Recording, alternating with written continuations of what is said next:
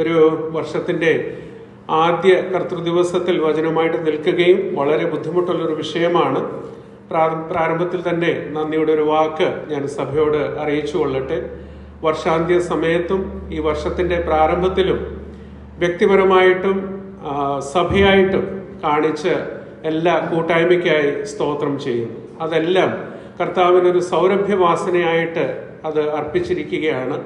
വ്യക്തിപരമായിട്ട് എന്നോട് പ്രാർത്ഥിക്കുകയും കൂട്ടായ്മ കാണിച്ച എല്ലാവരോടും പ്രത്യേകമായിട്ട് ദൈവനാമത്തിൽ വളരെ നന്ദി അറിയിക്കുന്നു. കഴിഞ്ഞ ആഴ്ച സോദരി ഭവനിലായിരുന്നു. സോദരി ഭവനിലെ അവിടുത്തെ ഒരാഴ്ചത്തെ ക്ലാസ് കഴിഞ്ഞപ്പോൾ പ്രിയ ജോയ്സ് ആൻറ്റി ഒരു നോട്ട് എനിക്ക് തന്നു. അതിൽ 2 വാക്യങ്ങളാണ് എഴുതിയിരിക്കുന്നത്. പ്രിയ ആൻറ്റി മിക്കവാറും പോരുന്ന സമയത്ത് ഒരു നോട്ട് എനിക്ക് തരും. അപ്പോൾ ആ നോട്ടിൽ ഒരു വാക്യവും കാണും. ഇപ്രാവശ്യം 2 വാക്യമാണുള്ളത്. ഒന്ന് എഴുതിയിരിക്കുന്നത് God is your refuse, God is your refuse, ദൈവം എൻ്റെ സങ്കേതവും അഭയസ്ഥാനമായിരിക്കുന്നു, സങ്കീർത്തനം 62. രണ്ടാമത്തേത് യെരമ്യാവ് 29:11, God has a plan for you, I M praying for you. വളരെ വളരെ മൂല്യമുള്ള ഒരു ടോക്കണാണ്. അതുകൊണ്ടാണ് ഞാൻ എൻ്റെ ബൈബിളിൽ തന്നെ അത് വെച്ചിരിക്കുന്നത്. അങ്ങനെയുള്ളൊരു സ്നേഹം, അങ്ങനെയുള്ളൊരു കരുതൽ, അതൊക്കെ കിട്ടാൻ എനിക്ക് എന്തുമാത്രം യോഗ്യതയുണ്ട് എനിക്ക് അറിഞ്ഞുകൂടാ.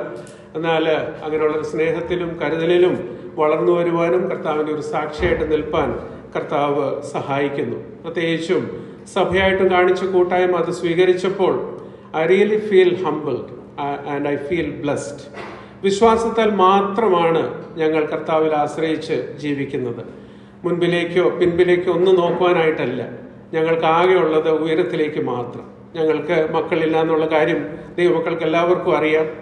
ഒരു വളർത്തുപുത്രിയെ കർത്താവ് അത്ഭുതകരമായിട്ടാണ് നൽകിയിരിക്കുന്നത്. അതൊരു യാദർശികമല്ല. ദൈവമക്കളുടെ ജീവിതത്തിൽ ഒന്നും യാദർശികമായിട്ട് സംഭവിക്കുന്നില്ല.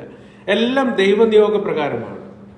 അങ്ങനെ ഒരു മകളെയും കർത്താവ് നൽകിയിരിക്കുന്നു. ഈ വർഷം ഞങ്ങളുടെ ആത്യന്തികമായിട്ടുള്ള ഒരു പ്രാർത്ഥനയാണ്, ദൈവമക്കൾ ഞങ്ങളോട് കൂടെ പ്രാർത്ഥിക്കണം, ആ മകൾക്ക് ഒരു നല്ല കരങ്ങളിലേക്ക് കൊടുക്കണം. അതിനുള്ള ചില കാര്യങ്ങൾ കർത്താവ് കാണിച്ചു തരുന്നു. ആ വിധത്തിൽ ഒരുങ്ങുവാൻ ദൈവമക്കൾ പ്രത്യേകമായിട്ട് പ്രാർത്ഥിക്കുക. പ്രിയ മെലിസയുടെ മൂത്ത സഹോദരിയാണ് തോന്നുന്നത് ഹോണ്ടുറാസിലുള്ളത്. അവര് ഹോണ്ടുറാസിലാണ്. അവര് എത്ര മക്കളാണെന്ന് ചോദിക്കുന്ന സമയത്ത് അവർ പറയും ഞങ്ങൾക്ക് 29-30 മക്കളാണുള്ളത്. കാരണം അത്രയും മക്കളെ ആ കുടുംബം വളർത്തുന്നുണ്ട്. അത് ജോഷുവ അപ്പച്ചനും ആ കുടുംബത്തിലുള്ള ആരും പറഞ്ഞിട്ടില്ല. ഒരിക്കലും CNN ഒരു ന്യൂസ് കാണുമ്പോഴാണ് ആ വാർത്തയെക്കുറിച്ച് ഞങ്ങൾ കാണുന്നത്. കണ്ടു കഴിഞ്ഞപ്പോൾ തന്നെ മനസ്സിലായി ഈ കുടുംബം എടുത്ത കുടുംബമാണെന്നുള്ളത്. കുഞ്ഞുമാമയെ ബന്ധപ്പെട്ടു. അത് കഴിഞ്ഞിട്ട് അമ്മച്ചിയോട് ചോദിച്ചു. അന്ന് അമ്മച്ചി ഉണ്ടായിരുന്നു. അപ്പച്ചനോട് ചോദിച്ചു. ആ കുടുംബത്തിൽ എല്ലാവരും തന്നെ അതാത് സ്ഥലങ്ങളിൽ കർത്താവാക്കിയിരിക്കുന്ന സ്ഥലത്ത് കർത്താവിനെ സേവിച്ചും സ്നേഹിച്ചും വരുന്നു. അതോർത്ത് ദൈവത്തെ സ്തുതിക്കുകയാണ്. ഈ പുതിയ വർഷത്തിൽ ഒരു ചെറിയ ചിന്ത പങ്കുവയ്ക്കുവാനായിട്ട് ആഗ്രഹിക്കുന്നു. ദൈവമക്കൾ വളരെ പ്രാർത്ഥനയോടുകൂടെ ആയിരിക്കുക. രാജശാന് കഴിഞ്ഞ 31-ാം തീയതി രാത്രി ഓർമ്മിപ്പിച്ചതുപോലെ ഈ വർഷം 2025 ക്രമീകൃതമായിട്ട് വചനം പഠിക്കുവാനായിട്ട് ഉള്ളൊരു വർഷമായി തീരട്ടെ. വചനം പഠിക്കുമ്പോൾ ദൈവത്തോട് കൂടുതൽ അടുക്കുവാനും ദൈവത്തിൻ്റെ ഹൃദയത്തിലെ വാഞ്ച മനസ്സിലാക്കുവാനും കർത്താവിൻ്റെ വേലയിൽ വർദ്ധിച്ചു വരുവാനായിട്ട് അതൊരു ഒരു ഉണർവും ഒരു ഉത്സാഹവും ഒരു തുറന്നു കിട്ടുന്ന ഒരു വാതിലുമായി തീരുവാൻ കർത്താവ് പ്രസാദിക്കട്ടെ. ഇതിനോടൊപ്പം ഒരു കാര്യം കൂടി ഞാനത് പറയുന്നതിൽ ക്ഷമിക്കുക. ഈ വർഷാന്ത്യ സമയത്ത് ഈ സ്നേഹവും കൂട്ടായ്മയും കിട്ടിയതിൽ വിദേശത്തു നിന്ന്, പ്രത്യേകിച്ച് പോർച്ചുഗലിൽ നിന്നും ഞങ്ങളെ മോളെ ഓർത്ത് ഒരു മെറ്റീരിയൽ ഫെലോഷിപ്പ് ഒരു കുടുംബം ഞങ്ങളെ എക്സ്റ്റെൻഡ് ചെയ്തു. അത് വളരെ ടച്ചിങ് ആണ്. പോർച്ചുഗൽ എന്ന് പറഞ്ഞപ്പോൾ മനസ്സിലായി കാണും ആരാണെന്നുള്ളത്. That was really touching. ഞാൻ അതുകൊണ്ടാണ് അത് സഭയുടെ മുൻപാകെ നന്ദിയോടുകൂടെ ഓർത്ത് ഒരു വാക്ക് എന്ന് പറഞ്ഞു എന്നേ ഉള്ളൂ. കർത്താവ് പ്രിയപ്പെട്ടവരേവരെയും ധാരാളമായിട്ട് അനുഗ്രഹിക്കട്ടെ. ഞാൻ ഇന്ന് പറയാനായിട്ട് ഉദ്ദേശിക്കുന്നത് നമ്മുടെ കർത്താവായ യേശു ക്രിസ്തുവിൻ്റെ ഒരു നാമത്തെക്കുറിച്ച് കൂടിയാണ്. കഴിഞ്ഞ സംയുക്ത ആരാധനയിൽ ഞാൻ ആരാധന ചിന്ത പങ്കുവെച്ചപ്പോൾ ദൈവത്തിൻ്റെ ഒരു നാമത്തെക്കുറിച്ച് സ്വല്പമായിട്ട് അവിടെ പങ്കുവെച്ചു. അത് ദൈവമക്കൾ ഓർക്കും എന്ന് വിശ്വസിക്കുന്നു. Name of Jesus. പ്രത്യേകിച്ച് പഴയ നിയമത്തിലും പുതിയ നിയമത്തിലും ദൈവത്തിന് നൽകിയിരിക്കുന്ന, കർത്താവായ യേശു ക്രിസ്തുവിന് നൽകിയിരിക്കുന്ന നാമങ്ങൾ, ഓരോ നാമങ്ങളും പല അനുഗ്രഹം പങ്കുവെക്കുന്ന നാമങ്ങളാണ്. Each name that our Lord bears is a blessing that He shares. നമ്മുടെ കർത്താവായ യേശു ക്രിസ്തുവിന്റെ ഓരോ നാമങ്ങളും അനുഗ്രഹം പകരുന്ന നാമങ്ങളാണ്. അങ്ങനെ ഒരു നാമമാണ് ആരാധന ചിന്തയിൽ പങ്കുവെച്ചപ്പോൾ ഞാൻ പങ്കുവെച്ചത്, Jesus of നാസറത്ത്, A place of ഇൽ റെപ്യൂട്ട്, യാതൊരു സൽപ്പേരില്ലാത്ത ദുഷ്പേരായൊരു നാമം. But our Lord identified himself with that name. And when he identified himself with Nazareth, that name was lifted upon the cross. It was written in 3 languages. The name was announced at the open tomb. തുറന്ന കല്ലറയിൽ അത് ഘോഷിക്കപ്പെട്ടു. And that name was announced in the heavenly places. നമ്മെ സംബന്ധിച്ചും അതല്ലേ, നാശകരമായ കുഴിയിലും കുഴഞ്ഞ ചേറ്റിലും കടന്ന് നമ്മെ കർത്താവ് നമ്മളുമായിട്ട് ബന്ധപ്പെട്ടപ്പോൾ നമ്മെ ഏത് തലത്തിലേക്കാണ് ഉയർത്തി. എഫെസ്യർക്ക് എഴുതിയ ലേഖനത്തിൽ നാം വായിക്കുന്നത് പോലെ, now we are seated in the heavenlies. സ്വർഗ തലത്തിലാണ് കർത്താവ് നമ്മെ ഉയർത്തിയിരിക്കുന്നത്. ഓരോ നാമങ്ങളും എടുത്ത് ധ്യാനിക്കുവാൻ ധാരാളമുണ്ട്. ഓരോ നാമങ്ങളും എടുത്ത് ധ്യാനിക്കുവാൻ അത്രയും പരിപാവനമായ, നാം പാടിയതുപോലെ സ്ത്രീയേശു നാമം അതിശയനാമം, ഏഴ് എനിക്ക് ഇമ്പനാമം. എത്ര ധ്യാനിച്ചാലും എത്ര പാടിയാലും എത്ര സ്തുതിച്ചാലും മതിവരാത്ത ഒരു നാമമാണ്. ആ നാമം നമുക്ക് നൽകുന്ന ആശ്വാസവും ധൈര്യവും, പ്രിയാച്ചകുഞ്ഞ സഹോദരൻ പറഞ്ഞതുപോലെ, തിരുവചനവുമായിട്ട് ഇരിക്കുന്ന സമയത്ത് ലഭിക്കുന്ന ആശ്വാസം അത് ഈ ഭൂമിയിൽ നിന്ന് ഒരിക്കലും ലഭിക്കുകയില്ല. അത്രയും മഹത്തായ നാമം. ഈ നാമം എന്ന് പറയുമ്പോൾ റോമിയോ ആൻഡ് ജൂലിയറ്റിലെ ഷേക്സ്പിയറിന്റെ ഒരു സ്റ്റേറ്റ്മെന്റ് ആണ് മനസ്സിലേക്ക് വരുന്നത്. What's in A name? ഒരു പേരിൽ എന്തിരിക്കുന്നു? റോസാപ്പൂവിന് റോസാപ്പൂ എന്ന് വിളിച്ചില്ലെങ്കിലും അതിന്റെ മണത്തിലോ ഗുണത്തിലോ എന്തെങ്കിലും മാറ്റം വരുന്നുണ്ടോ? ഒന്നുമില്ല. What's in A name? എന്നാൽ നമ്മുടെ കർത്താവായ യേശു ക്രിസ്തുവിന്റെ ഓരോ നാമം എടുത്ത് നാം ധ്യാനിക്കുമ്പോൾ അതിന്റെ പ്രത്യേകതകൾ ധാരാളമാണ്. പ്രത്യേകിച്ച് നാമങ്ങൾ എന്ന് പറയുമ്പോൾ വേദപുസ്തകത്തിലെ ഓരോ നാമങ്ങൾക്കും അർത്ഥമുണ്ട്. അർത്ഥത്തോടുകൂടെ നമ്മൾ ധ്യാനിക്കുമ്പോൾ അത് നമ്മെ പഠിപ്പിക്കുന്ന ആത്മീയ പാഠങ്ങളും അത്രമാത്രമാണ്. ഏറ്റവും പരിപാവനമായ ഒരു നാമമാണ് മത്തായി എഴുതിയ സുവിശേഷം അതിന്റെ 1-ാം അധ്യായം അതിന്റെ 21-ാം വാക്യത്തിൽ നാം വായിക്കുന്നത്. മത്തായി എഴുതിയ സുവിശേഷം 1-ാം അധ്യായം അതിന്റെ 21-ാം വാക്യം.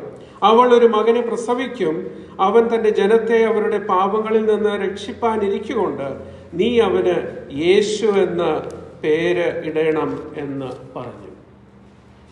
Must name him Jesus. പഴയ നിയമത്തിൽ എബ്രായ ഭാഷയിൽ യോശുവ എന്ന് പറയുന്ന ആ നാമമാണ് ജീസസ് അല്ലെങ്കിൽ യേശു എന്ന് പറയുന്നത്. അതിന്റെ അർത്ഥം നമുക്കറിയാം, ദ ലോർഡ് ഈസ് സാൽവേഷൻ. യഹോവയായ ദൈവം രക്ഷ എന്ന അർത്ഥമുദിക്കുന്ന അനുഗ്രഹീതമായ നാമം. നാമത്തെക്കുറിച്ച് ചിന്തിക്കുമ്പോൾ പഴയ നിയമത്തിൽ നമ്മുടെ മനസ്സിലേക്ക് പെട്ടെന്ന് വരുന്ന ഒരു വാക്യമാണ് യെശയ്യാ പ്രവാചകന്റെ പുസ്തകം അതിന്റെ 9-ാം അധ്യായം അതിന്റെ 6-ാം വാക്യം. അവിടെ നമ്മൾ വായിക്കുന്നത്, നമുക്ക് 6-ാം വാക്യം മുതൽ, നമുക്കൊരു ശിശു ജനിച്ചിരിക്കുന്നു, നമുക്കൊരു മകൻ നൽകപ്പെട്ടിരിക്കുന്നു, ആധിപത്യം അവന്റെ തോളിലിരിക്കും, അവൻ അത്ഭുതം, മന്ത്രി, വീരനാം ദൈവം, നിത്യപിതാവ്, സമാധാന പ്രഭു എന്ന പേര് വിളിക്കപ്പെടും. ഒരു വാക്യത്തിൽ തന്നെ എത്രയോ പേരുകളാണ് അവിടെ വർണ്ണിച്ച് പറഞ്ഞിരിക്കുന്നത്. ആ വാക്യം പെട്ടെന്ന് വായിച്ചു പോകുമ്പോൾ, നാം ധാരാളം പ്രാവശ്യം വായിച്ചിട്ടുണ്ട്, ധ്യാനിച്ചിട്ടുണ്ട്, ശുശ്രൂഷകൾ കേട്ടിട്ടുണ്ട്. എന്നാൽ അവിടെ ഇംഗ്ലീഷിൽ നമ്മൾ വായിക്കുന്ന സമയത്ത് നൽകപ്പെട്ടിരിക്കുന്നു, ഗിവൺ. അതിന്റെ അടുത്ത വാക്യം തുടങ്ങുന്നത് ആധിപത്യം, government. Between given and government എത്രയോ ദശാബ്ദങ്ങളാണ് കഴിഞ്ഞു പോയിരിക്കുന്നത്, എത്രയോ നൂറ്റാണ്ടുകളാണ് കടന്നു പോയിരിക്കുന്നത്, എത്രയോ സഹസ്രാബ്ദങ്ങളാണ് കടന്നു പോയിരിക്കുന്നത്. Between given and government so many centuries, millennium have passed. കാരണം നൽകപ്പെട്ടും ജനിച്ചും കഴിഞ്ഞ് എത്രയോ നാള് കഴിഞ്ഞിട്ട് ഇനിയും ഭാവിയിലേക്ക് നോക്കുമ്പോൾ അവന്റെ ആധിപത്യം അവന്റെ തോളിൽ വരുന്ന നാള് അടുത്തടുത്ത് വരുന്നേ ഉള്ളൂ. ആ ദിവസം എത്തിച്ചേർന്നിട്ടില്ല. അതിൻ്റെ ഒരു സമയം ഭാവിയിലുണ്ടാകും.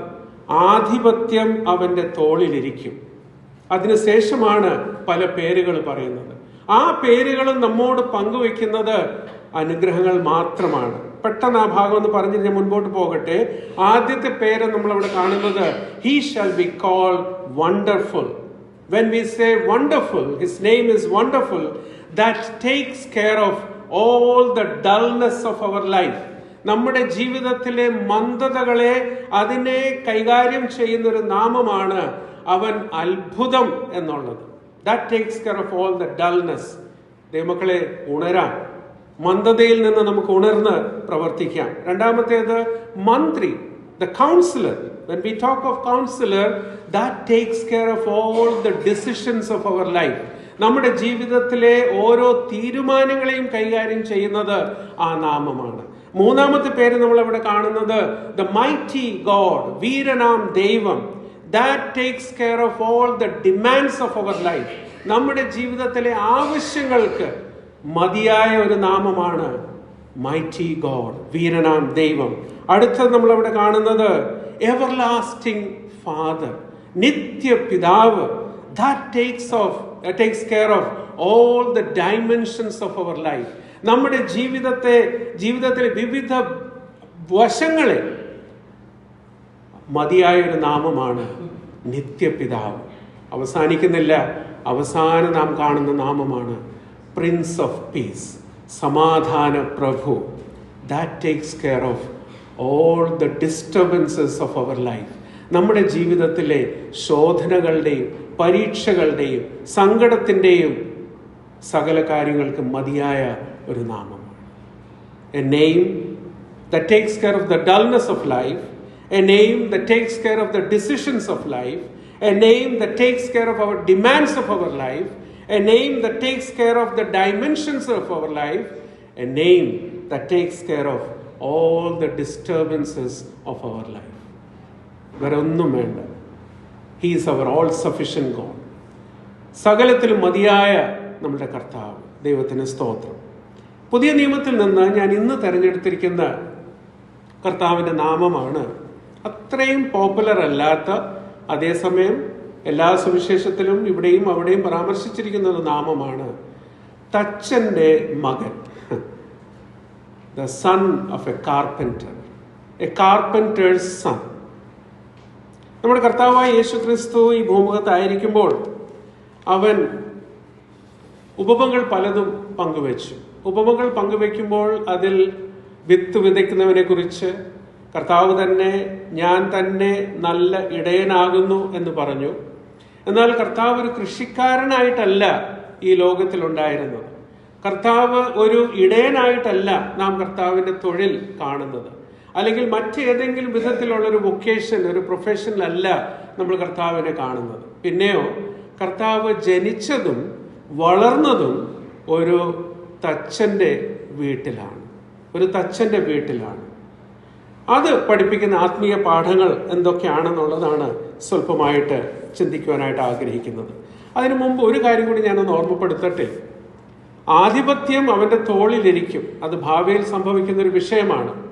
1000 ആണ്ട് വാഴ്ച സമയത്ത് ശാന്തിയോട് സമാധാനത്തോടുകൂടെ 1000 ആണ്ട് ഈ ലോകത്തിൽ ഭരിക്കുന്ന ഒരു സമയം, അതാണല്ലോ ശുഭഭാവിയായിട്ട് നമ്മളുടെ മുൻപിൽ നാം കാണുന്നത്. എന്നാൽ ഇന്ന് ദൈവമക്കളോട് എന്നെ കൂടി ചേർത്ത് ഞാൻ ചോദിക്കട്ടെ, നമ്മുടെ ജീവിതത്തിലെ ആധിപത്യം അവൻ്റെ തോളിൽ നാം കൊടുത്തിട്ടുണ്ടോ? അതാണല്ലോ ലോർഡ്ഷിപ്പ് എന്ന് പറയുന്നത്. അവൻ്റെ കർത്തൃത്വത്തിൻ്റെ കീഴിലായിരിക്കുക എന്ന് പറയുന്നത്, അവൻ്റെ നുകത്തിൽ കീഴിൽ ആയിരിക്കുക എന്ന് പറയുന്നത് നമ്മളെ തന്നെ സമ്പൂർണമായിട്ട് അവൻ്റെ കരങ്ങളിലേക്ക് ഭരമേൽപ്പിക്കുക. ഈ 2025 പ്രാരംഭ സമയത്ത് തന്നെ നമ്മുടെ ജീവിതത്തെ പൂർണ്ണമായിട്ട് കർത്താവിൻ്റെ കരങ്ങളിലേക്ക് ഏൽപ്പിക്കുക. അവൻ നിർബന്ധമായിട്ട് അവൻ്റെ നുകത്തിന് കീഴിൽ നമ്മെ കൊണ്ടുവരികയില്ല. അവൻ ഒരിക്കലും നമ്മളെ അവൻ്റെ ആധിപത്യത്തിൻ്റെ കീഴിലേക്ക് കൊണ്ടുവരികയില്ല. നാം ചെയ്യേണ്ടത് അവൻ്റെ കരങ്ങളിലേക്ക് സമ്പൂർണമായിട്ട് ഭരമേൽപ്പിക്കുക. അതായിരിക്കണം നമ്മുടെ റെസ്പോൺസ്, നമ്മുടെ പ്രതികരണവും. നമ്മൾ ആ വിധത്തിൽ വേണം കർത്താവിൻ്റെ കരങ്ങളിലേക്ക് കൊടുക്കുക. ഇവിടെ ഒരു സത്യം ഞാനൊന്ന് പങ്കുവെക്കട്ടെ. ഒന്ന്, he will not do it instead of you. നമ്മെ കൂടാതെ ഒരിക്കലും അവൻ നമ്മുടെ മീതെ ഈ നുകം വെക്കുകയില്ല. He will not do in spite of U.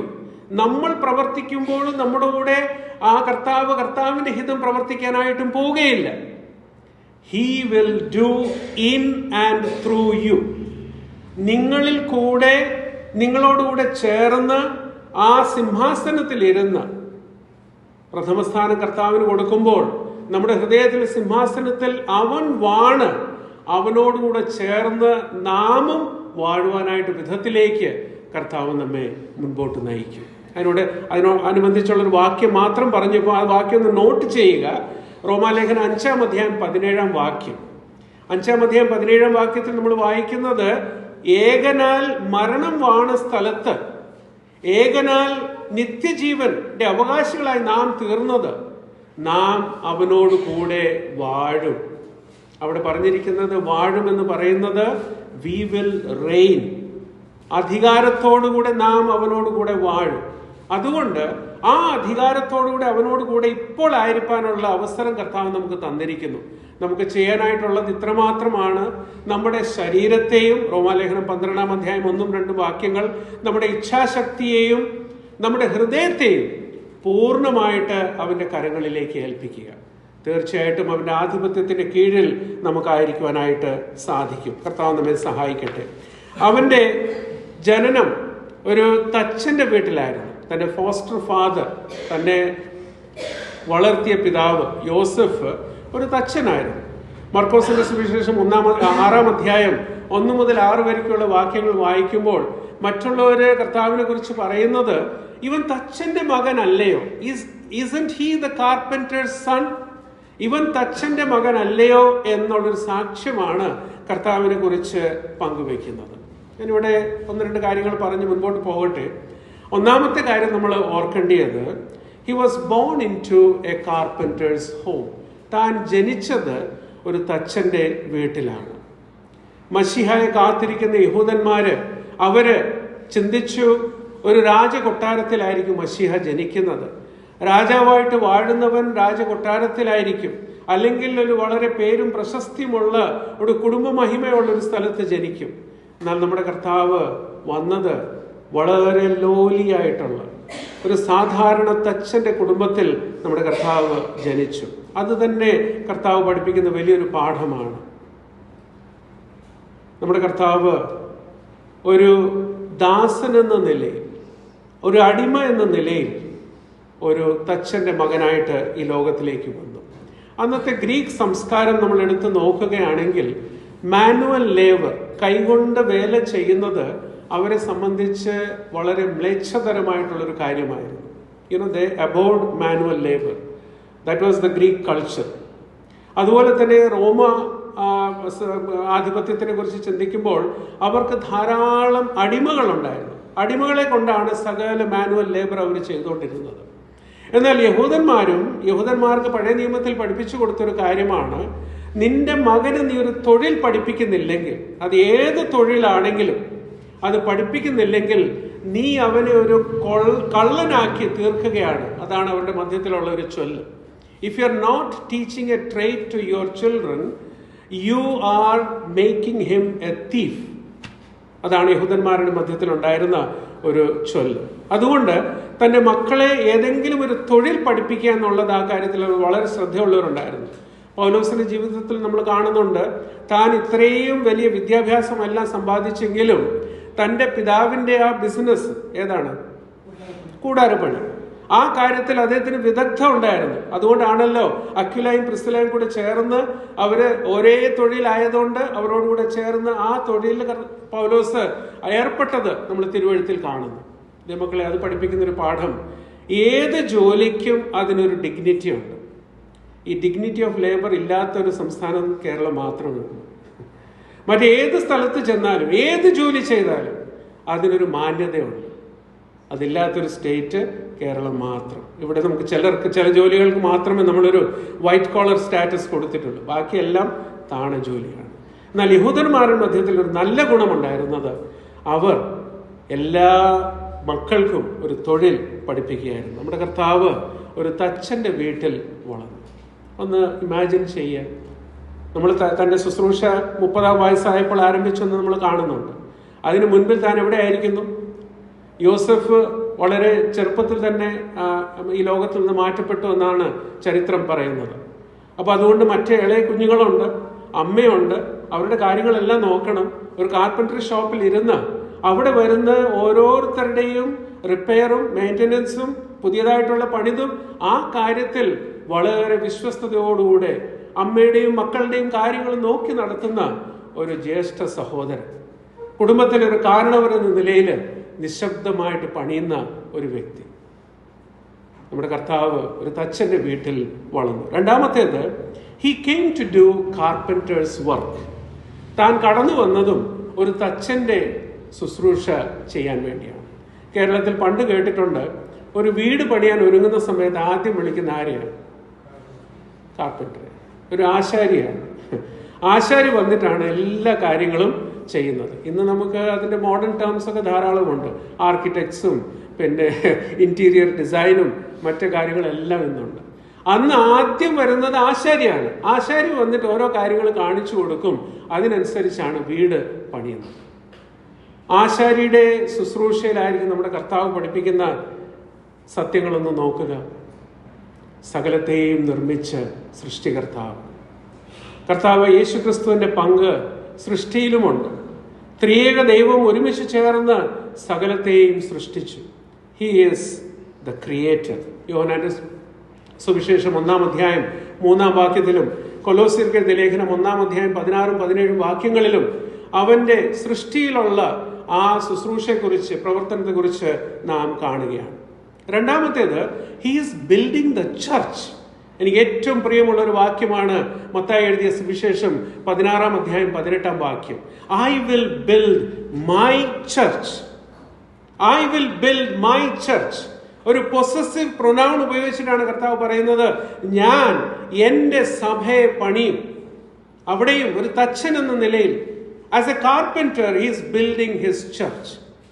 കഴിഞ്ഞ 2000-ലധികം വർഷങ്ങളായിട്ട് അവൻ പണിഞ്ഞുകൊണ്ടിരിക്കുന്നു. He is building the church.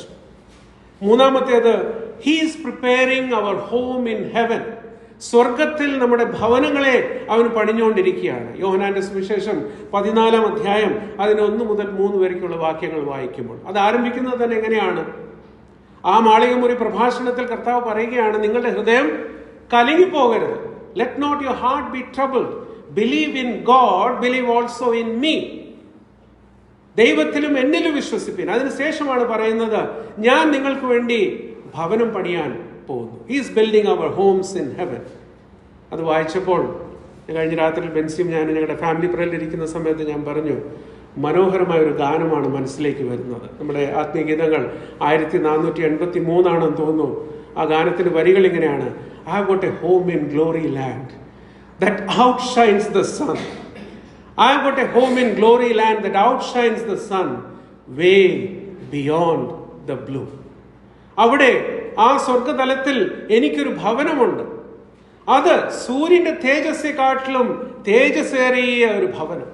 He is building my home in heaven.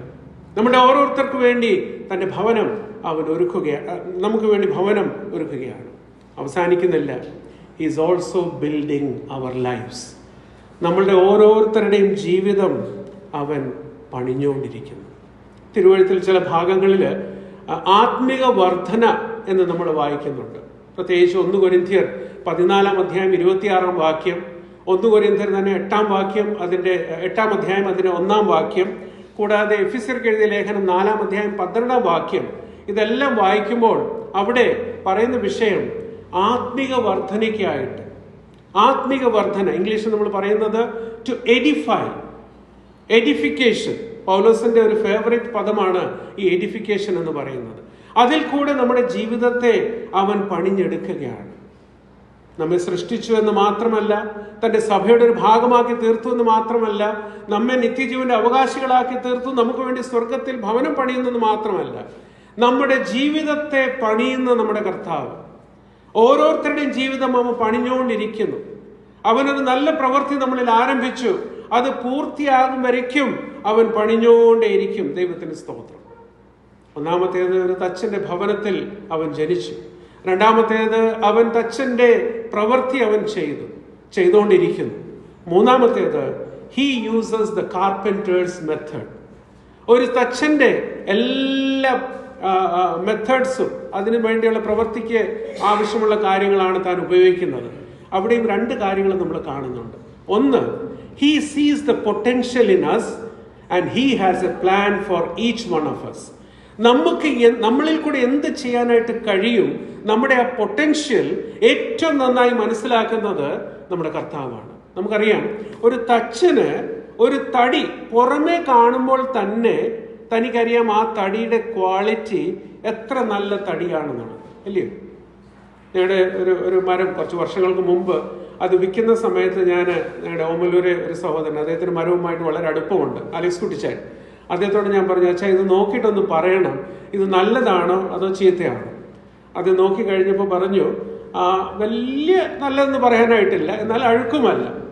അദ്ദേഹം നോക്കിക്കഴിഞ്ഞപ്പോൾ എനിക്കൊന്നും മനസ്സിലാകുന്നില്ല. അദ്ദേഹം പറഞ്ഞത് ഇത്രയും വർഷം പഴക്കമുണ്ട്, അത്രയും വർഷം പഴക്കമായതുകൊണ്ട് അതിൻ്റെ നന്മകൾ ഇത്ര മാത്രം. ഞാൻ പറഞ്ഞത്, ഒരു തച്ചന് മാത്രമേ അറിയാനായിട്ട് കഴിയുകയുള്ളൂ ആ തടിയുടെ പൊട്ടൻഷ്യൽ.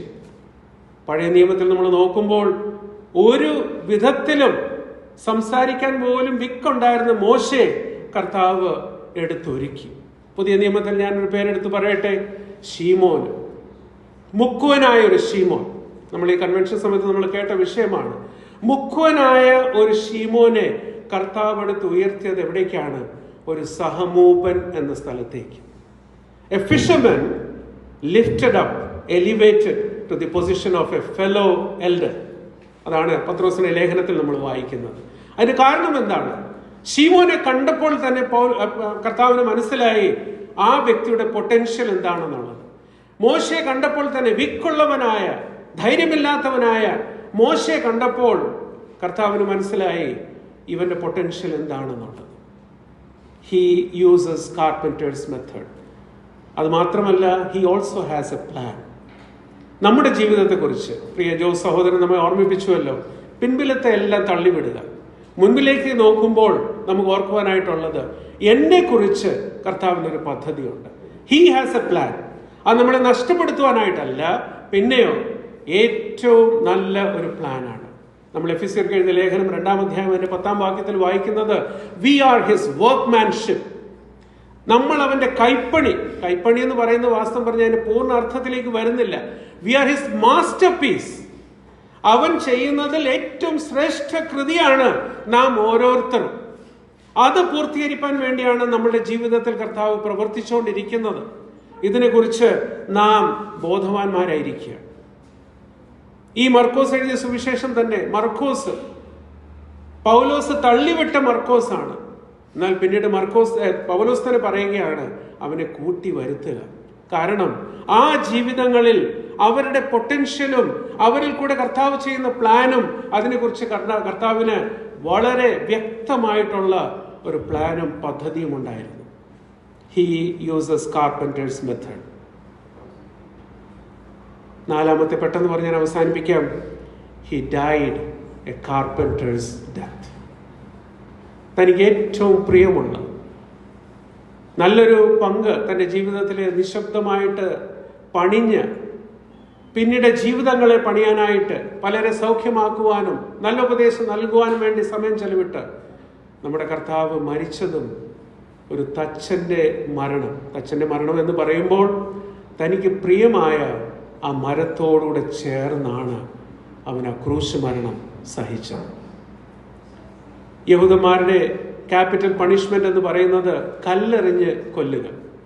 എന്നാൽ ചരിത്രത്തിൽ കർത്താവിന്റെ കരം പ്രവർത്തിക്കുന്നത് നോക്കുക.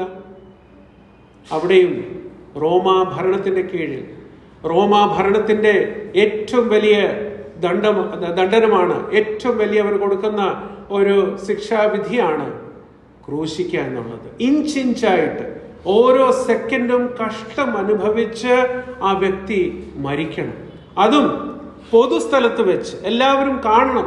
ഈ വിധത്തിലാണ് ഒരു വ്യക്തിക്ക് ക്യാപിറ്റൽ പണിഷ്മെന്റ് കൊടുക്കുമ്പോൾ അവനെ ഓരോ നിമിഷവും, അതായത് ക്രൂശ് മരണം എന്ന് പറയുന്നത് അത് ഓരോ നിമിഷവും മരിച്ച് മരിച്ച് മരിച്ച് രക്തം വാർന്ന അവസാനം മരിക്കുകയാണ്. ആ സ്ഥിതിയിൽ ആ മരത്തോടുകൂടെ ചേർന്നാണ് നമ്മുടെ കർത്താവിനെ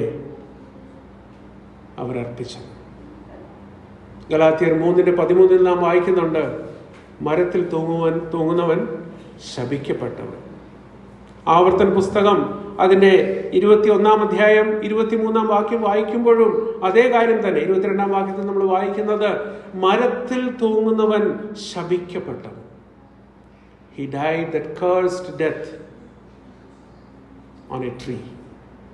ഒരു മരത്തിൽ കാരിരുമ്പാണികൾ തൻ്റെ കരങ്ങളിൽ അടിച്ച് അവിടെ കർത്താവ് നമുക്ക് വേണ്ടി മരിച്ചു. ഇതെല്ലാം നമ്മെ ഓർമ്മപ്പെടുത്തുന്നത് എന്താണ്?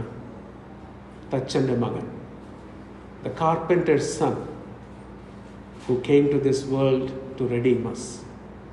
ഈ ലോകത്തിലേക്ക് നമുക്ക് വേണ്ടി വന്ന ആ തച്ചൻ്റെ മകൻ. ഈ നാമവും നമ്മെ പഠിപ്പിക്കുന്ന സത്യങ്ങളൊന്നുകൂടി ചിന്തിക്കുക. He was born in a carpenter's home.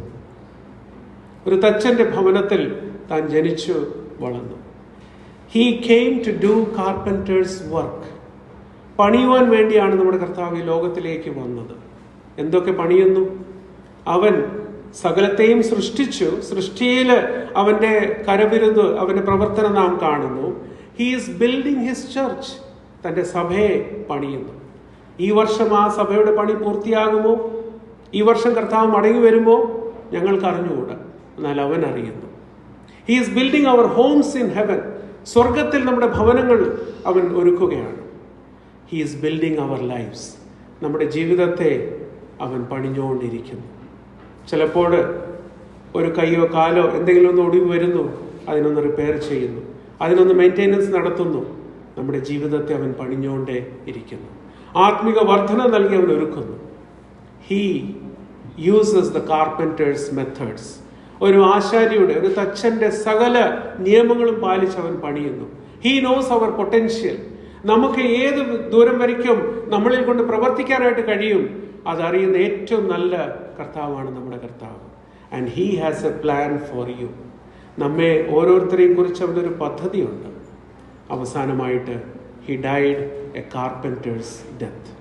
ഒരു തച്ചൻ്റെ മരണം, തനിക്ക് ഏറ്റവും പ്രിയമുള്ള പരിചയമുള്ള മരവുമായിട്ട് ചേർന്ന് അവൻ നമുക്ക് വേണ്ടി കാൽവറി ക്രൂശിൽ മരിച്ചു.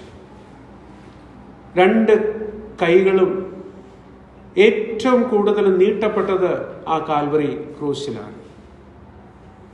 ഒരു ദേവദാസൻ പറഞ്ഞ സ്റ്റേറ്റ്മെന്റ് ഞാനൊന്ന് വായിച്ചു കൊള്ളട്ടെ.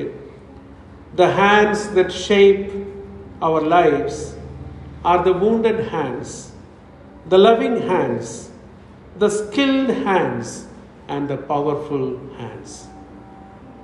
നമ്മുടെ ജീവിതങ്ങളെ പണിയുന്ന രണ്ട് കരങ്ങൾ, കാരിരുമ്പാണികൾ കൂടി അടിച്ച് തുളയ്ക്കപ്പെട്ട കരങ്ങൾ നമ്മുടെ ജീവിതത്തെ പണിഞ്ഞുകൊണ്ടിരിക്കുകയാണ്. കർത്താവ് ഈ ഭൂമുഖത്തായിരിക്കുമ്പോൾ തൻ്റെ കരങ്ങൾ ഏറ്റവും നീട്ടിയ സന്ദർഭങ്ങളുണ്ട്. നമുക്ക് നന്നായിട്ട് അറിയാം.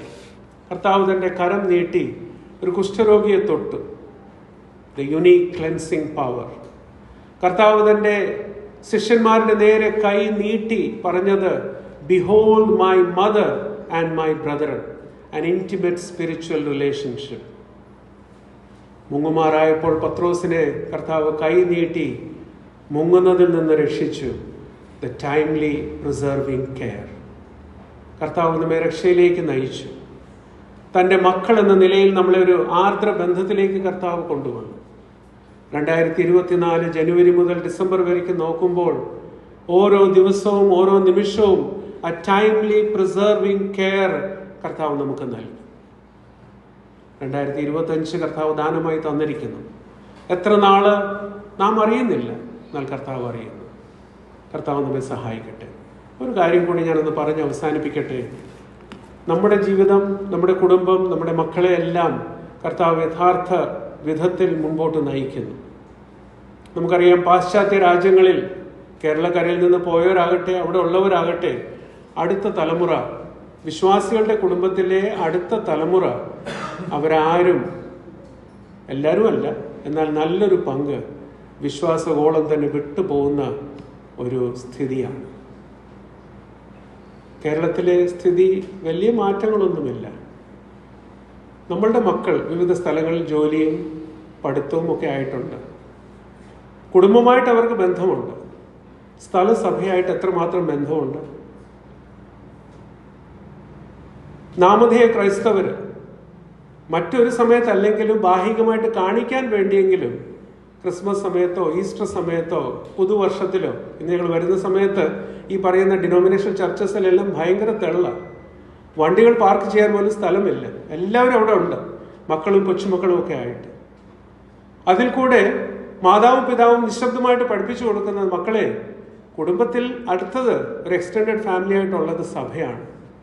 എന്നാൽ വേർപാടും വിശുദ്ധിയും പാലിക്കുന്ന നമ്മുടെ സഭകളിലെ നമ്മുടെ മക്കള് സഭയിലായിട്ടുള്ള ബന്ധം എന്തുമാത്രമുണ്ട്. ഞാൻ അവരെ കുറ്റം പറയത്തില്ല. ഇത് പഠിപ്പിക്കേണ്ടത് മാതാവും പിതാവുമാണ്. സഭയെക്കുറിച്ചുള്ള ഭാരം അവർക്കുണ്ടോ? കുടുംബമായിട്ട് എന്നും ചിലപ്പോൾ വീഡിയോ കോൾ ചെയ്യുന്നതായിരിക്കും. സഭയിലെ മൂപ്പന്മാരുമായിട്ട്, സഭയിലെ ദേവദാസന്മാരുമായിട്ടുള്ളൊരു ബന്ധം അവർക്കുണ്ടോ? ജീവിതത്തിൽ നന്മ ലഭിക്കുന്ന സമയത്ത് ആ കാര്യം അറിയിക്കാനായിട്ടുള്ളൊരു മനസ്സ് അവർക്കുണ്ടോ? പുതിയ നിയമത്തിൽ ഒരു ഹാപ്പി ന്യൂ ഇയർ പറയാനായിട്ടുള്ളൊരു ചിന്ത നമ്മുടെ മക്കൾക്കുണ്ടോ? അതോ കുടുംബം മാത്രം മതിയോ? ഒരു ബാപ്റ്റിസം, ഒരു സ്നാന ശുശ്രൂഷ നടത്തുന്ന സമയത്ത്, ഒരു വിവാഹ ശുശ്രൂഷ നടത്തുന്ന സമയത്ത്, ആ സമയത്ത് മാത്രം സഭ മതിയോ? നിങ്ങളുടെ ചിന്തയ്ക്ക് വേണ്ടി ഞാൻ വിടുകയാണ്. അതിനുവേണ്ടിയല്ല ഒരു സ്ഥലസഭ ഉള്ളത്. നമ്മുടെ പിതാക്കന്മാർ നമ്മളെ പഠിപ്പിച്ചത്, അവർ കാണിച്ചു തന്നത് സ്ഥലസഭ, പ്രത്യേകിച്ച് വേർപാട് സഭ. നമ്മുടെ അടുത്ത തലമുറയും കർത്താവ് വരുന്ന താമസമാണെങ്കിൽ വേർപാട് പാലിക്കണം. നമ്മുടെ പിതാക്കന്മാർ പഠിപ്പിച്ചത് അതാണ്. വേർപാടും വിശുദ്ധിയും പാലിക്കുക. അല്ലാതെ പൊത്തുപൊരുത്തം പോലെ എപ്പോഴെങ്കിലും തോന്നുന്നത് പോലെ കർത്താവിന്റെ സന്നിധിയിൽ വന്ന് പെരുമാറാൻ വേണ്ടിയല്ല. അതിനുവേണ്ടിയാണ് ജീവിതം കർത്താവ് പണിഞ്ഞുകൊണ്ടിരിക്കുന്നത്. കർത്താവ് നമ്മെ സഹായിക്കട്ടെ. സമയമുള്ളപ്പോൾ നമ്മുടെ മക്കൾക്ക് നല്ല ബുദ്ധി പറഞ്ഞു കൊടുക്കുക. കർത്താവ് കൃപ നൽകട്ടെ. ഈ വർഷത്തിൽ നമ്മെ പണിയുന്ന ദൈവം തുടർന്ന് നമ്മെ പണിയട്ടെ, മുൻപോട്ട് നയിക്കട്ടെ. കർത്താവിന്റെ വിലയേറിയ നാമം മാത്രം മഹത്വപ്പെടുമാറാകട്ടെ.